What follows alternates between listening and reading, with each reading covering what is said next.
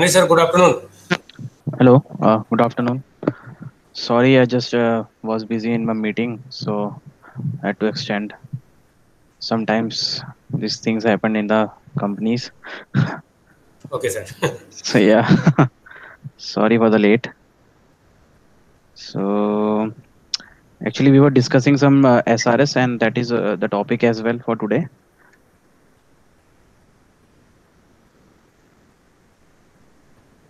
तो अच्छा हुआ कि वो मीटिंग होगी, तो अब आप मेरे पास और इन्फॉर्मेशन आपके साथ शेयर करने के लिए. Hmm. So I think students are there already and मैंने वो दो इमेजेस शेयर करी थी, तो बच्चों ने उस पर काम किया क्या? Sir, I have shared and you can ask from student. अच्छा अच्छा, तो मैं ऐसे रैंडमली किसी से भी पूछता हूँ. काफी मुझे बच्चे दिख रहे हैं इसमें. थोड़ा सा किससे पूछूं? Hello, Gautam is there. Gautam Kumar, have you gone through those images? जो दो इमेजेस दी थी, एक वेदर फोरकास्ट की थी और एक थी Calendar. कैलकुलेटर की. हाँ, calendar. So yes sir yes. तो कुछ इश्यूज वगैरह मिले तुम्हें इसमें? मतलब कैसा लगता है, क्या इश्यूज हैं उसके अंदर? एक कैलेंडर वाले में सर वहाँ 2013 में दिया हुआ है वो मिस्टेक है। 2014 होना चाहिए वहाँ पर। अच्छा, ठीक है. कैलेंडर में एक एंड आपने मिस्टेक देख लिया 2013 और 2014 का. ओके. सर और वेदर वाले में स्पेलिंग मिस्टेक है सर, टाइप मिस्टेक मतलब हम्म WEATHE आ रही है, वहाँ WHEATHE आ रही है। हम्म हम्म हम्म. ठीक है, उसमें काफी सारे इश्यूज हैं. आप एक बार और ध्यान से देखना. सही। You can unmute your like you can mute yourself. मैं बता देता हूँ. अगर एक बार स्क्रीन शेयर कर देता हूँ फटाफट से, उसको बताता हूँ, फिर हम आज वाला टॉपिक भी शेयर करेंगे. फिर just a minute.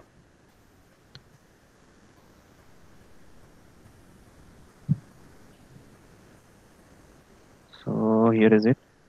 Just let me know if the screen is visible to you guys. Just ping me yes or no. Anybody? Yes, sir. Yes sir. Oh, okay. So basically हमने दो images देखी थी, और ये जो images अभी मैं आपको दे रहा हूँ, ये बिल्कुल बेसिक चीज़ है, मतलब स्टार्टिंग के लिए.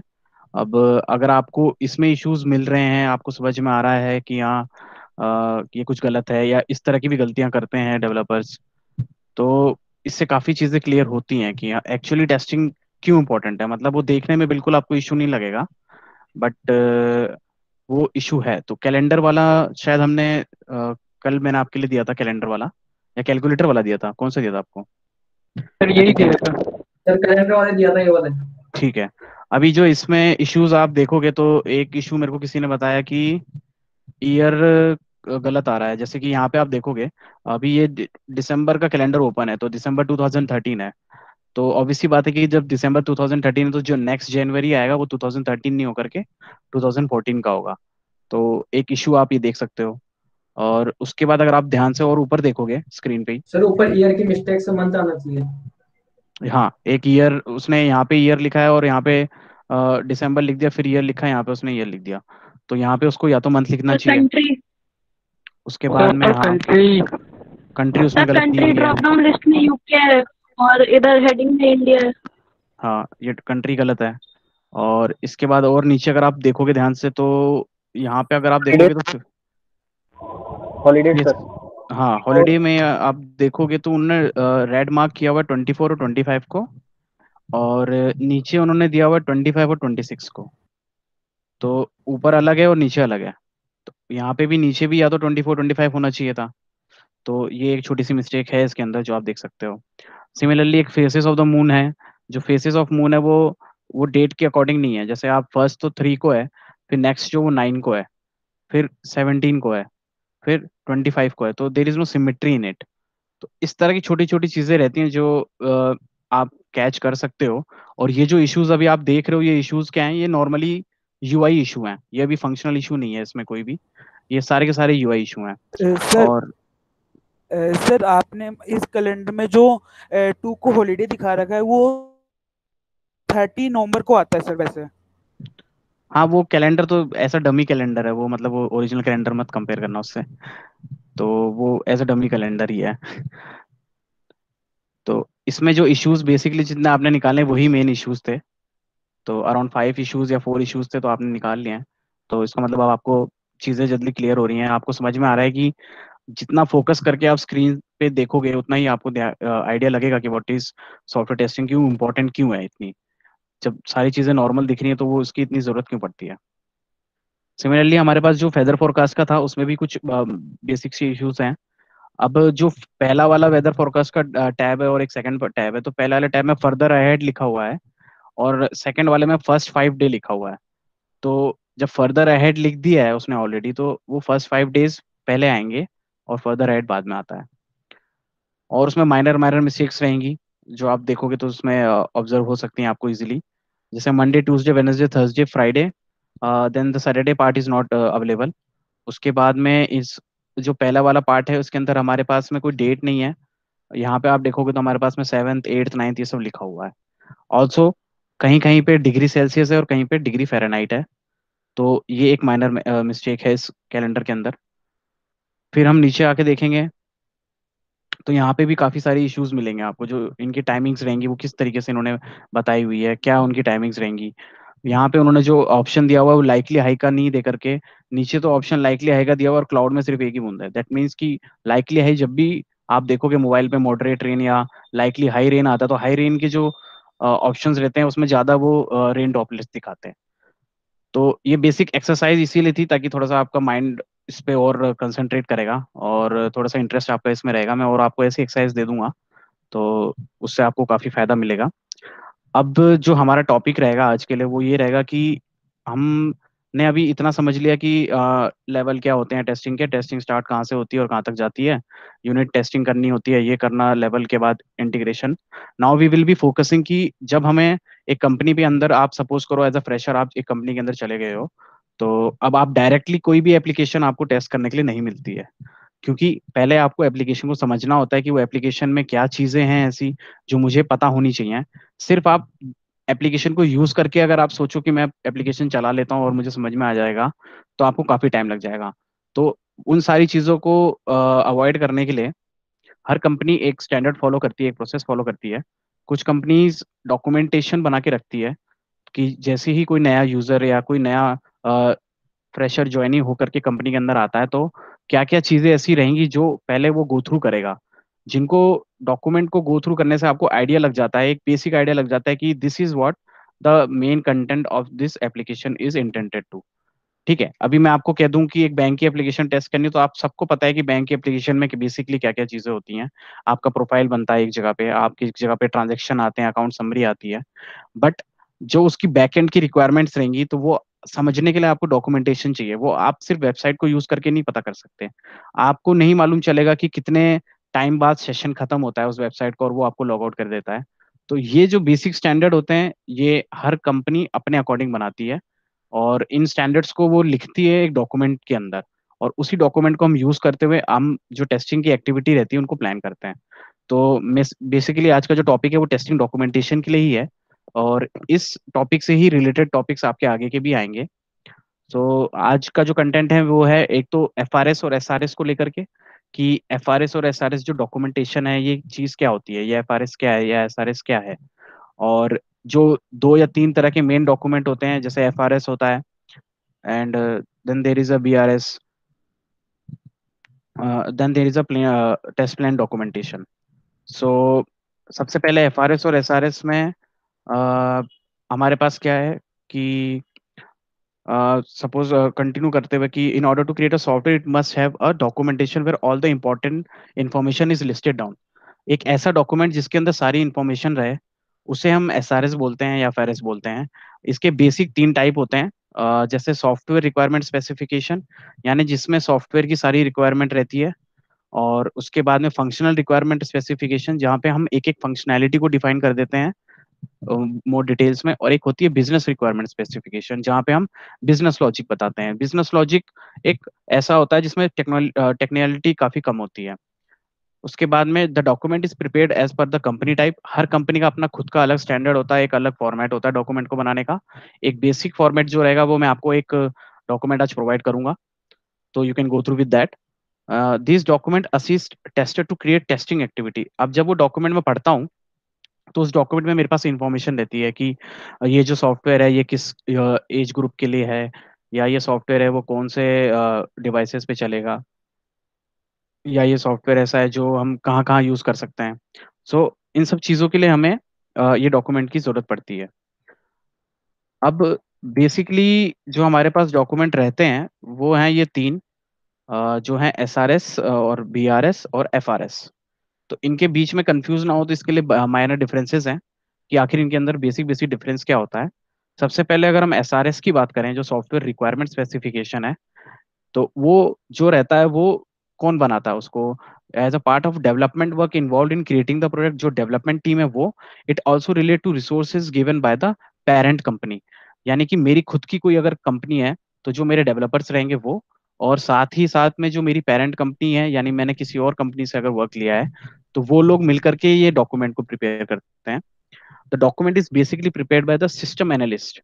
तो जो सिस्टम एनालिस्ट होते हैं वो इस सॉफ्टवेयर को बनाते हैं, क्योंकि उनको सॉफ्टवेयर की स्पेसिफिकेशन पता होती है सारी की सारी, कि एक सॉफ्टवेयर अगर मुझे बनाना है आज के टाइम पे, अगर मुझे कोई मोबाइल ऐप बनाना है, तो वो मोबाइल ऐप जाने के लिए मुझे कौन से एंड्रॉयड वर्जन पे अपडेटेड रखना पड़ेगा, मुझे ऐसे कौन सी एपीआई यूज करनी पड़ेंगी जो उसी एंड्रॉयड वर्जन को सपोर्ट करती हो। अगर मैं कोई पुराना वर्जन की एपीआई यूज करूंगा तो मेरा जो सॉफ्टवेयर वो अप टू डेटेड नहीं रह सकता। उसके बाद में एसआरएस के अंदर there is always references to diagram and tables. कुछ डायग्राम्स और टेबल्स रहती हैं जिनको हम रेफर करते हैं हर चीज के लिए। Does not include the scope of the product. अब इस स्कोप में डज नॉट इंक्लूड कि प्रोडक्ट का क्या स्कोप, बेसिक क्या है। तो बेसिक जो प्रोडक्ट का स्कोप रहता है वो डिफाइंड रहता है बीआरएस के अंदर। बीआरएस में वो चीजें रहती हैं कि हाँ ये प्रोडक्ट है जो आज एप्लीकेशन है बैंकिंग एप्लीकेशन, कल को मैं इसी बैंकिंग एप्लीकेशन को यूज करते हुए मैं कोई और एप्लीकेशन बनाना चाहता हूँ, जहाँ पे मैं चाहूँ तो लोगों के लोन वगैरह इस तरह की कोई एप्लीकेशन इसे ऐड करना चाहता हूँ। तो ये जो फ्यूचर प्लानिंग रहती है, जो फ्यूचर स्कोप रहता है, ये एसआरएस में नहीं होकर के ये बीआरएस में होता है। क्योंकि एसआरएस में तो हमें सिर्फ एक सॉफ्टवेयर, आज के टाइम पे जो हमें सॉफ्टवेयर बनाना है हमें उसके बारे में सारी डिटेल चाहिए होती है। उसके बाद में does not list any one from the client और यूजर बेस। इसमें क्लाइंट और यूजर बेस का कोई रोल नहीं रहता इतना। This document is derived from the BRS, यानी ये बिजनेस रिक्वायरमेंट स्पेसिफिकेशन के बेसिस पे ही ये डॉक्यूमेंट बनता है। Now continuing to the FRS part, the FRS is basically of functional requirement specification. Just a minute. Now it is basically it is made with the coordination of the two teams, which is the development and testing team. Uh, and use cases are not part of this document. What is use case? Use case वो scenarios होते हैं जो हमें बताते हैं, अगर आपने diagrams में पढ़ा हो तो यूज केस हमें बताते हैं कि एक यूजर के पास में क्या क्या उसके पास में ऑप्शंस रहेंगे, क्या क्या उसको एक्सेस या परमिशन हम देते हैं। जैसे सपोज एक बैंक मैनेजर है, तो बैंक मैनेजर को हम एक्सेस देंगे कि वो आपका अकाउंट भी लॉगिन करके चेक कर सकता है, और बाकी जो और भी लोग जिसका बैंक में अकाउंट है उनका लॉगिन अकाउंट भी चेक करके देख सकता है। वहीं जो आप रहेंगे तो आपके पास में जो एक्सेस रहेगा वो आपके खुद के अकाउंट का रहेगा, ना कि बाकी लोगों का। तो अलग अलग लोल अलग अलग लेवल पे होते हैं, तो इन सारे लोगों को उनके अकॉर्डिंग ही परमिशंस प्रोवाइड होते हैं। It may contain label and reference for diagram and table. कुछ रेफरेंसेस हो सकते हैं जो कि हम डायग्राम्स या टेबल से हम ले सकें। It doesn't list anyone from the customer side. अब सपोज अगर मैं आज बैंकिंग एप्लीकेशन बना रहा हूँ तो I don't need any customer. मैं किसी कस्टमर से नहीं पूछूंगा उसकी रिक्वायरमेंट की वो कैसे बनानी है। It will be specified by the client itself. जो क्लाइंट होगा या फिर जो मेन ओनर होगा, that will be the person whom I am going to talk about. उसी से मैं सारी इन्फॉर्मेशन लूंगा कि सॉफ्टवेयर कैसा बनाना है। Generally the document is basically derived from what we call BRS only. जितने भी डॉक्यूमेंट बनेंगे चाहे वो सॉफ्टवेयर रिक्वायरमेंट स्पेसिफिकेशन हो या एफआरएस, वो सारा का जो बेसिक इंटेंट होगा, जो बेसिक उनका जो ऑप्शन रहेगा वो बीआरएस ही रहेगा, क्योंकि बीआरएस ही हमें एक स्कोप प्रोवाइड कराता है कि how the business requirement are going to be. Then coming to the BRS वाला BRS part, it contains of demands belonging to the business requirement, की इसके पीछे का बिजनेस लॉजिक क्या है, इसके पीछे की वो टेक्निकल बातें ना करके वो सिर्फ बिजनेस लॉजिक बताएगा कि हाँ this is the business logic behind this. Suppose एक ऐसा एरिया, सपोज फॉर एग्जांपल एक ऐसा शहर जहाँ पे काफी सारे बैचलर्स रहते हैं, तो वो उसका बिजनेस लॉजिक ये है कि कोई एक ऐसा फूड ऐप बनाए जो उस एरिया में कवर करे, जो बैचलर्स के ऊपर फोकस रहे। तो ये उसका बिजनेस लॉजिक है। Now this business logic has nothing to do with the technicality and all the functionality, but इसी बिजनेस लॉजिक के बेसिस पे जब हम बाकी के काम करेंगे तो हम इस बात को ध्यान रखते हैं कि हाँ मेन जो हमारा जो कस्टमर है वो एक बैचलर है, तो हम उसको फोकस रखते हुए चीजें बनाते हैं, हम उसके अकॉर्डिंग इसको फ्लेक्सिबल रखते हैं सॉफ्टवेयर को। It not use cases are not part of this document, इसमें भी यूज केसेस ज्यादा यूज नहीं होते हैं, जो ज्यादातर यूज केस होंगे वो SRS में ही रहेंगे। कंटेन्स फ्यूचर स्कोप, इसमें फ्यूचर स्कोप भी रहता है डिफाइंड कि फ्यूचर में हम क्या प्लान कर रहे हैं इस डॉक्यूमेंट को लेकर के या इस इंफॉर्मेशन को लेकर के, how we are going to plan. List the user base, इसके अंदर हमें यूजर बेस भी मिलेगा। जैसे मैंने बताया कि अगर हमारा फोकस बैचलर्स को करना है किसी ऐप फूड ऐप के लिए, तो वो हमारा यूजर बेस बैचलर्स रहेगा। अगर हम किसी टीचर के लिए ऐप बना रहे हैं तो वो हमारा यूजर बेस टीचर रहेगा। तो इसी तरह से हमारा यूजर बेस काफी फोकस में रहता है। हम BRS की बात करते हैं। Document is derived inter acting with the customer and taking feedback. अब इसके पहले के जो दो डॉक्यूमेंट थे वो बेस होते हैं BRS पे, पर जो BRS जो बिजनेस लॉजिक जो डॉक्यूमेंट होता है वो बेसिस होता है हमारा सर्वे पे। हम काफी सारे सर्वेस कराते हैं, हम इधर रिपोर्ट्स निकालते हैं, हम इंफॉर्मेशन गैदर करते हैं कि what are the opportunities in a particular area, किसी एरिया या किसी शहर के अंदर हमें किस तरह की अपॉर्चुनिटीज मिलती हैं। तो उन बेसिस पे हमारे बिजनेस लॉजिक रेडी होते हैं और उनके फीडबैक्स के अकॉर्डिंग हम अपना पूरा बिजनेस रिक्वायरमेंट डॉक्यूमेंट बनाते हैं। सो बेसिकली ये 3 डॉक्यूमेंट रहते हैं। आपको मेनली जो 2 डॉक्यूमेंट अपने दिमाग में रखने हैं वो हैं BRS और FRS, क्योंकि बहुत से ऑर्गेनाइजेशन में सिर्फ BRS और FRS ही होते हैं। BRS एक बिजनेस लॉजिक डॉक्यूमेंट और FRS वो डॉक्यूमेंट जहाँ पे सारी फंक्शनलिटी या सॉफ्टवेयर के बारे में इंफॉर्मेशन रहे। So I will be giving you a demo, like a demo document I have, it will might help you.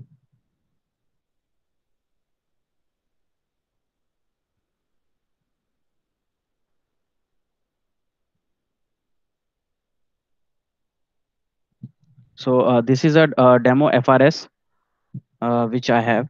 It's based on a demo website. तो इस FRS के अंदर इंफॉर्मेशन क्या क्या रहती है हमारी, we can go through with it.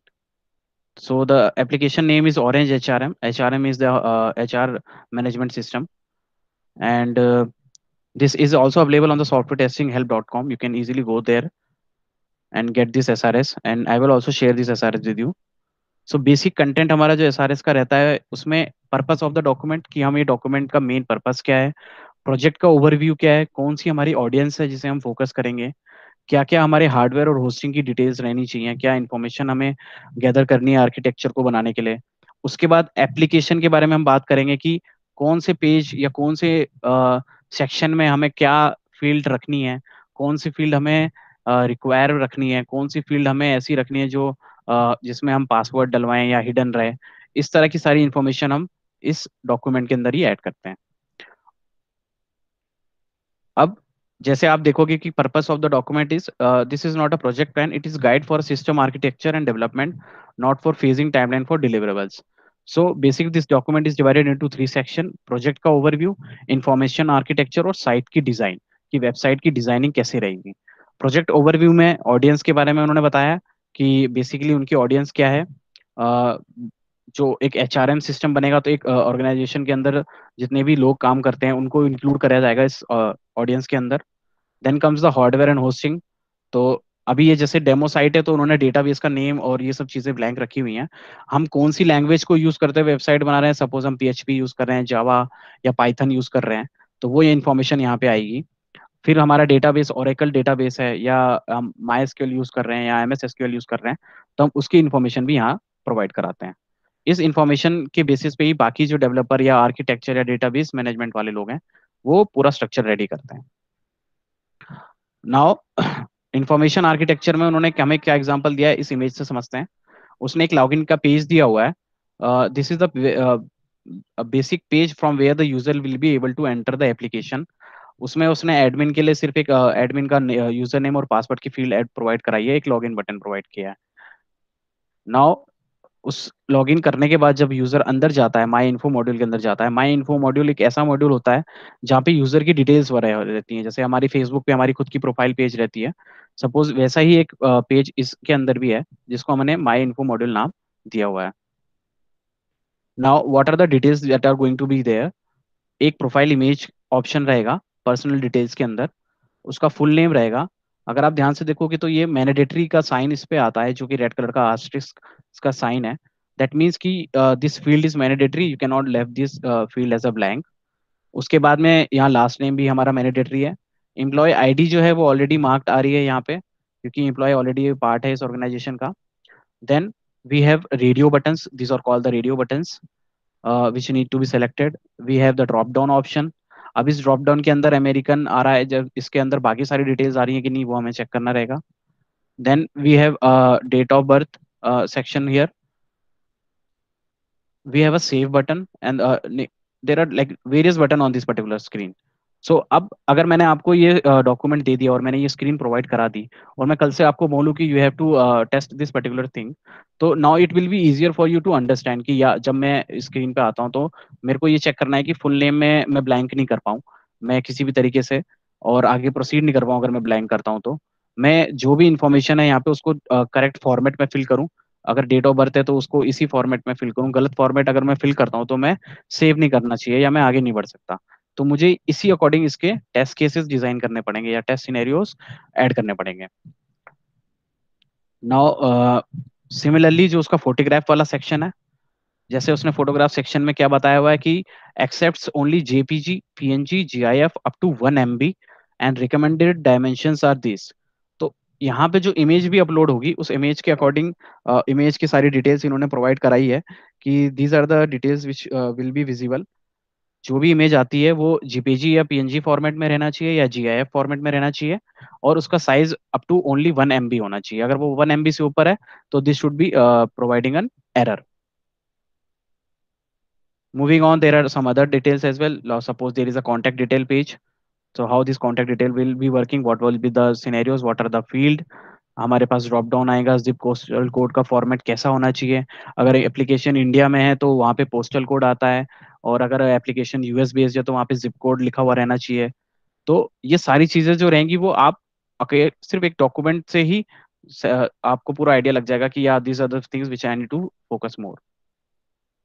Then we have more screens, and we have more options to add new people, add emergency contacts, add dependents. So ये एक बेसिक SRS जो आपको मिलेगी, इसके अंदर सारी वो स्क्रीन्स और एक उनका स्क्रीनशॉट रहेगा।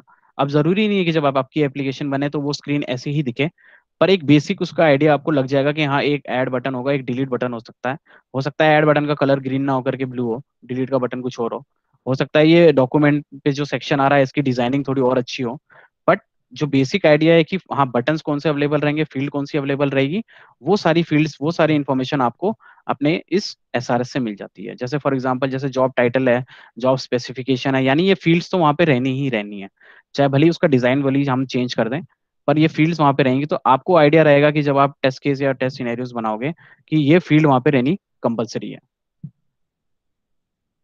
तो आई will be sharing this FRS with you all, और आप इस एक बार इस एफआरएस से गो थ्रू करना, और जस्ट मार्क आउट की क्या क्या चीज़ें ऐसी लग रही हैं आपको जो समझ में नहीं आ रही हैं या might be disturbing to you, because ये एक बहुत बेसिक और बहुत इजी ऐसा एफआरएस है, और सारी इमेजेस अवेलेबल हैं तो आपको समझ में आने में इतना इशू नहीं आएगा कि क्या एक्शन परफॉर्म होना चाहिए किस बटन के ऊपर, and that is the main concept behind this FRS. So I will be sharing this FRS with you all. Now moving on, our next topic will be the test plan documentation.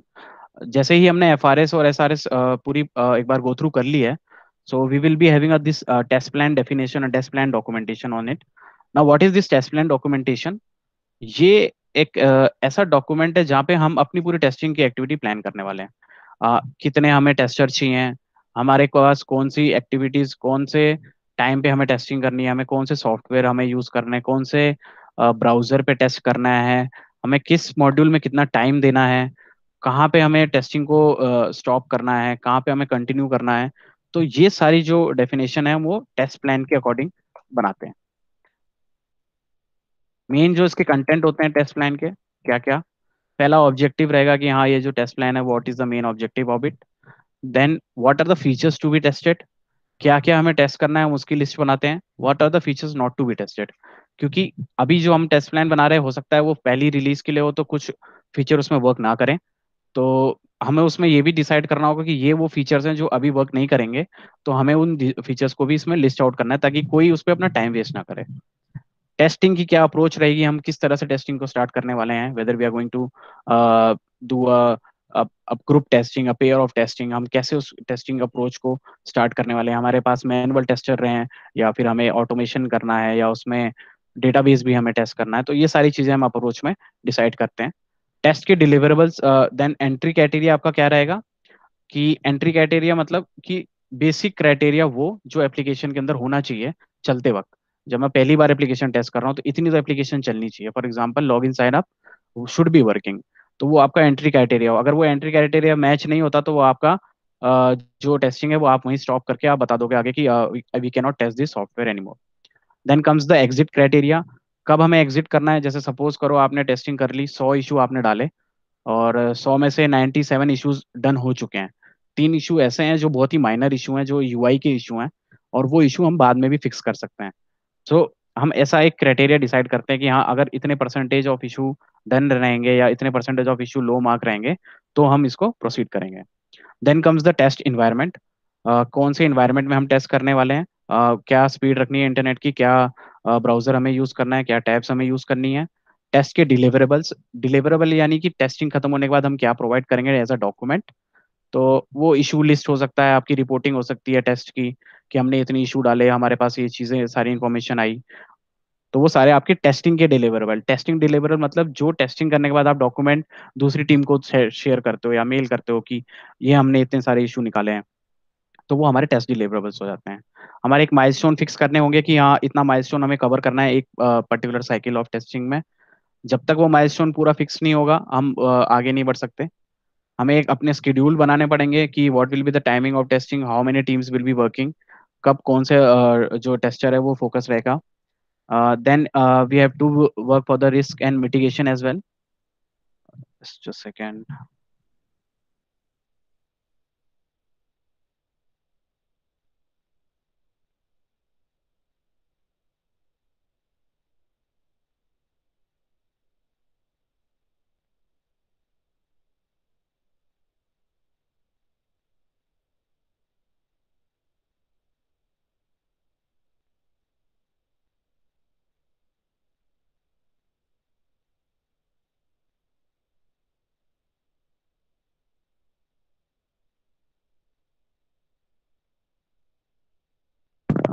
Sorry, actually I just have another call. Pawan sir, can we just what I will do is मैं अभी share कर देता हूँ ये documents. अब मुझे idea भी नहीं है कि how long this call will go, तो बार बार it it will be disturbing for us also. And Shall we stop here, sir? Again actually क्या अभी वापस से कॉल आया तो I have might have to join again the call.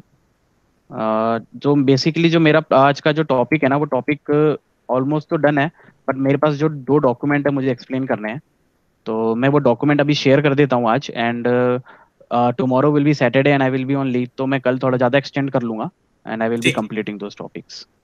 Okay sir, है ना, तो मैं डॉक्यूमेंट तो अभी शेयर कर देता हूँ ताकि एक बार बच्चे गो थ्रू करें और फिर मैं ठीक, दोबारा से सारे टॉपिक्स वापस कल कवर कर लूंगा। ठीक, सो कल मैं थोड़ा एक आधा घंटा एक्सटेंड करूंगा एंड हाँ, trying be to be on the time. Okay, okay, really sorry हाँ, क्योंकि कोई नहीं, actually it's very critical point, so अब मैं ओके, उनको भी मना नहीं कर सकता। थैंक यू सर, एंड अब अगर मैं आपको वेट नहीं करवाना चाहता इसीलिए मैं आपसे डॉक्यूमेंट शेयर कर देता हूँ। ठीक है, ठीक है, ठीक एंड फिर मैं कल आधा घंटा और एक्सटेंड कर लूंगा इस चीज़ को, क्योंकि मेरा लास्ट है, टॉपिक है बट मुझे डॉक्यूमेंट एक्सप्लेन करना है अभी, तो वो बच्चों को एक्सप्लेन करने से पहले I will not like to provide, proceed okay, करने का मतलब नहीं है।